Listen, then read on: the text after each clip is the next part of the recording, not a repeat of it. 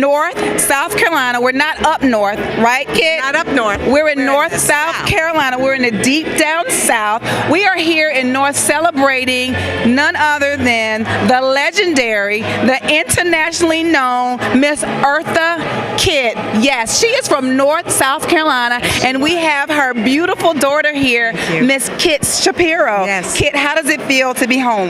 Well, I feel like everything comes full circle, and I'm back to my mother's roots. And given that her name was Eartha, it seemed just to make perfect sense to come back to where she was born. My mother always referred to herself as a cotton picker from the South. Well, I'm hoping the reason we are here today is to start maybe hopefully fundraising to get a museum in my mother's name for her in this town. And I truly believe that small town America or small town anywhere is where it's the roots of it's the foundation of who we are as a person, as a family, as a culture, as a society, as a people. And so to come here and to come back to where my mother was born, and don't get me wrong, my mother had some really tough times here in the South. She was born in 1927. Of course, absolutely. It was not an easy place, but she knew that it was the times. Yes. It was the times, and it's just what happened in that era, unfortunately, and it made her who she was. And that's why she always referred to herself as being a cotton picker from the South, because she felt picking cotton taught her an awful lot. Yeah. The abuse, unfortunately, that she had, that she withstood, taught her an awful lot. Yes. Made her who she was, gave her that foundation to become the person that she became. And even though she became a famous person, she was always true to herself and kind, and felt that empowerment and treating people well and with kindness and with love and understanding was so important. Our dialects. What dialect or what word do you use that everybody knows that you have some ties to the country? Well, my mother used to say copacetic. Everything was copacetic. Okay. Well, she's a home girl. Thank you so much, Kitt. We love you here. Thank you. One thing we can all learn from Miss Eartha Kitt is hard work, perseverance, and a little prayer to the good Lord is a major part of the recipe for success. So now we're here with Mayor Carson. So this is the second time, from my understanding, that this event has taken place right here in North South Carolina. Being a graduate of North High, I was so excited to hear about this event going on tonight. For it to be the second year, has the crowd grown? Has the interest grown? And how do you see this event moving forward? Yes, the crowds have grown. We've had tremendous input from the community, and people are here from Tennessee. Wow. All across South Carolina. Last year, well, I should say at our last event, which was in 2017, we actually had people come from Minnesota. Wow. So I am very happy that we had people from Tennessee and South Carolina this year. So this thing is huge. It has the potential to actually morph into something really huge. So I've been hearing talks of a museum. Yes. What does a museum mean for the small town of North South Carolina, town who has seen its disappointment of losing grocery stores and losing business and economic development? What does that mean for North, having a museum here? Well, the museum is our brainchild to bring tourism to the area, and tourism will help with economic development. We will feature Miss Eartha Kitt at the museum, but it's also to celebrate other celebrities or well-known people that are here from this area. So we hope that it'll bring tourism and economic development. Sounds good to me. Thank you so much, Mayor Carson, for having us and having this event and talking to us this evening. I appreciate it. Thank you. If the arts could talk, they would sound like Beryl Dacres. Her voice is legendary and her style is extraordinary. Beryl, it's very appropriate for you to be here with us tonight. You have the privilege of interviewing Eartha Kitt as part of your work at ETV and have fond memories of her daughter Kitt that you met back in 1997. Plus, you have family roots right here in Orangeburg County.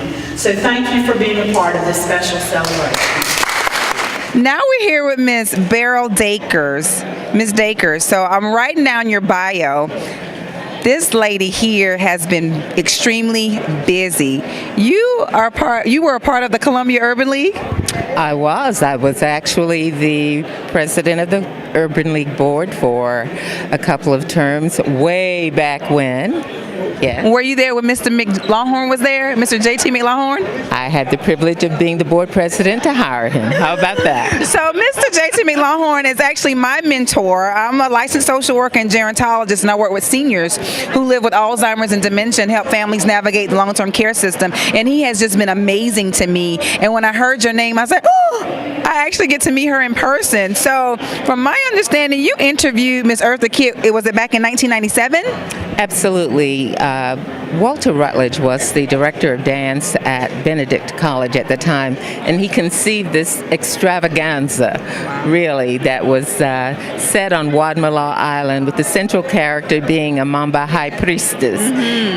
Who better to represent that role than the one and only Eartha Kitt? And somehow he convinced the powers that be and Miss Kitt to do it, and brought her to Columbia to do it. And during that time, we were doing an art show on ETV, and we were fortunate enough to get to shadow her in her comings and goings here in South Carolina, and I got to interview her. I actually went to New York to interview her. But Wonderful, wonderful.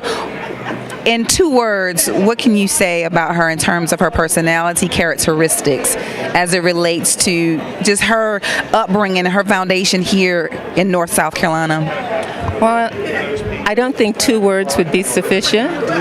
You know, she was obviously the persona that you saw, this vivacious character, but underneath she was a very, very shy, almost retiring person. Wow. So at odds with that public image that we had. I feel very blessed. I really do. I think Eartha was a very spiritual person. And I think in spite of the circumstances of her birth, which haunted her throughout her life, she was able to pull together the best of the best. And she was a real humanitarian. Wow. And that's what we're celebrating here tonight. And we love that you do. What does it mean to be a part of this event tonight? Well, I have spent the better part of my career really being, trying to be a very strong advocate for the arts, particularly for Black artists. And so to be able to continue her legacy in any way and be a part of that is very special for me. Well, thank you. I'm so glad I was able to meet you, and I'm so glad you're here with us tonight. Thank you so much. And I can now say that I have been in over 108 countries in this world. I can very honestly say that today, above all days, you have made me inextricably proud to say I'm a South Carolinian. And to thank you, eternal God, for the purpose for which we have gathered. We thank you, eternal God, again for this great town of North and all of our residents and surrounding areas. We thank you, eternal God, again for an opportunity that is given unto our Mayor Carson and Town Council. I met Mayor Carson at the Central Carolina Community Foundation review of our grant. Wow. And she told me about this project, and I'm such a huge fan of Eartha Kitt. And so we got together, and I created 2 ballets that would be performed tonight in celebration of Eartha Kitt, and to try to help the cause of getting a wonderful museum here in North. You do amazing work. I see you on Watch Fox all the time, and I love your art segment. We've had a good time putting it together. It's taken us about 3.5 weeks of working on the choreography, and this will be a world premiere tonight. Oh, wow. So we're really excited. I have 5 of the dancers, of the professional dancers from the Clem City Ballet, bringing to life 2 of Eartha Kitt's most iconic songs. One is What Lola Wants, Lola Gets, which is a lot of fun. Yeah. And then the second one is Cha-Cha Heels. Okay. So we're going to have a lot of fun with that. Good, and you heard it here. This is World premiere. World premiere right here in North South Carolina. William, thank you so much. I'm excited. This young man is cleaning your streets.